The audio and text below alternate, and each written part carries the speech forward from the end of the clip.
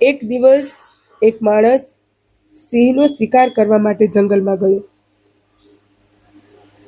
સિંહ ઉપર એને ગોળી છોડી, પણ સિંહ બચી ગયો. અને પછી સિંહ માણસ પાછળ થયો.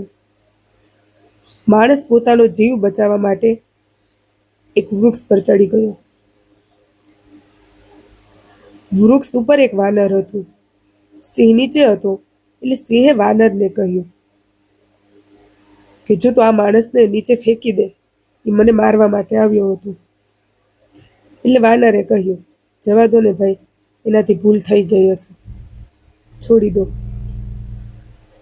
થોડી વારમાં વાનરને એક ઝોકું આવ્યું, એટલે સિંહે માણસને કહ્યું કે જો તો આ વાનરને નીચે ફેંકી દઈશ ને, ધક્કો મારીશ ને, તો હું તને છોડી દઈશ, જવા દઈશ, અને આમ તું તારો જીવ પણ બચાવી શકીશ.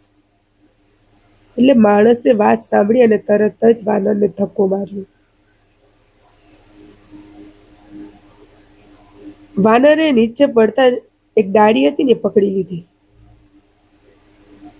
એટલે સિંહે વાનરને કહ્યું, જો કીધું તું ને માણસનો ભરોસો ન કરાય, એને પોતાનો જીવ બચાવવા માટે તે ધક્કો ન માર્યો, પણ એને પોતાનો જીવ બચાવવા માટે તને ધક્કો મારી દીધો. છતાં પણ વાનરે કહ્યું, જવા દો ને ભાઈ, માણસ જેવું થોડી થવાય.